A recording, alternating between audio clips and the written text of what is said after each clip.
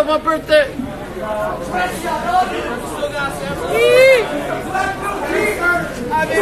It's the black little. It's Lil Tracy. Thank you so much for coming out, man. Oh yeah. We're kind of right now, we're running through stories of how everyone met Peep. Do you remember how you met him for the first time? Yeah. Yeah. I met him through MidArp. So, Shout out, Ned.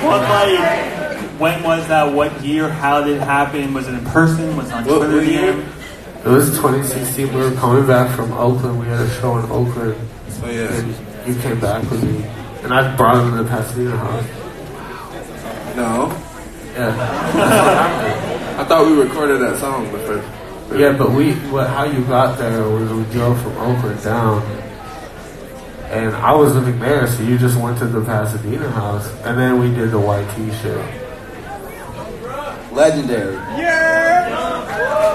So, I think Peep and you had this spiritual connection that 99% of married couples don't even have. Like, you guys were meant to meet each other and work together, and you finished each other's sentences and verses. That was my twin. So how long did it take to get to that point? Was it like an instant, like, holy shit, where... Yeah, like, it was like when we first met. It was just, when we recorded the song, we just, like, became best friends after that. So, what was the first song? White Tea. But we talked a bunch on Twitter before that, and You shouted him out in the song when Tracy was... He told me on Twitter, before I even met him, he was like, bro, we're going to change the world. Wow. And you sure did. You literally changed... Oh, is that strong? Yeah, can we get some more drinks out here? So how did you guys record YT? What was that process like? We just recorded it. What house was that? Pasadena. Was it? Yeah, you recorded it in the living room. It was in the living in the room. kitchen. That's what the video was done too, right? The kitchen. The Pasadena kitchen. It took like 20 The plug, wasn't the plug there? Yeah. Pasadena's where the video was done too, right? And then we did the video the same day, I think. Who shot that video? Kill Station. And his mom's car was in the background? Yeah, that was his mom's car. And I'm like drinking Jaeger and driving it. Don't do that. And were you in the wheelchair? No, that was Ryan Gosling. That was my son. Ryan Gosling. Okay.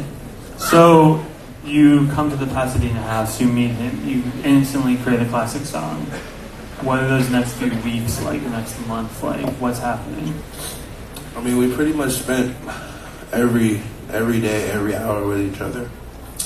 I feel like that's how we got so close. You know? And, what was it about him that drew you to him? I mean, I don't know. We were just having fun. I don't know. Getting fucked up. Gang shit. But I've never seen two people work together all the time as much as they would. I would be pissed off in the early mornings trying to sleep, and these fools would still be up. Like, It's 10 a.m. and they're making a hit. yeah, they would just go in nonstop, like For days. days. Fact. For 2 days. You can see for 2 days. So here's a fan question from SoundCloud that I think applies to this. What was Pete's biggest pet peeve when making music? Like, what did he hate when you guys were trying to record a song?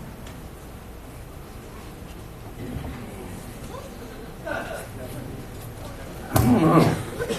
I don't think anyone really cared about anything. He could pretty much make a song He anywhere. recorded a song during a party. That fool puts his headphones on. What song was that?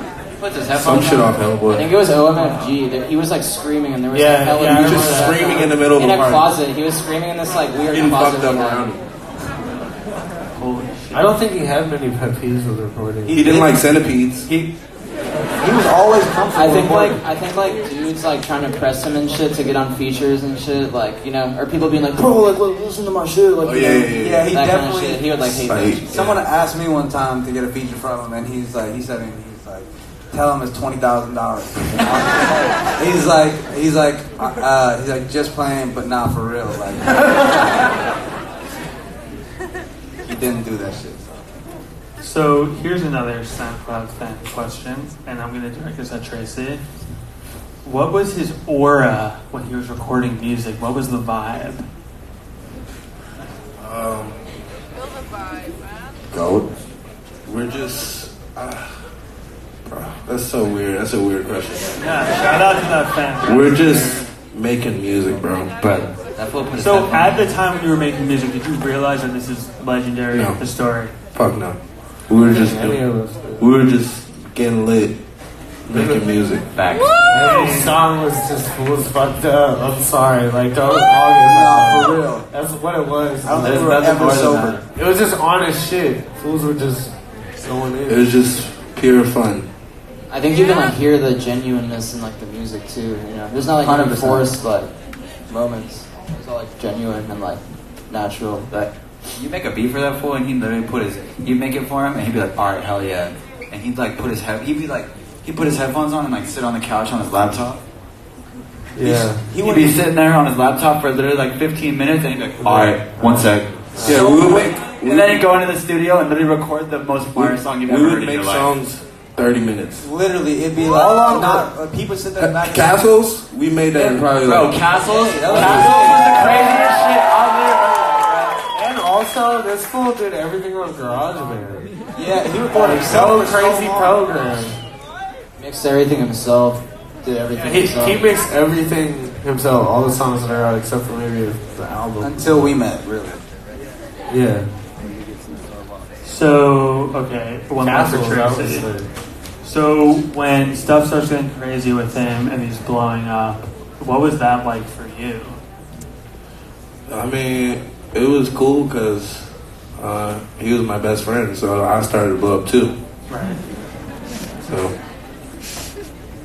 felt good.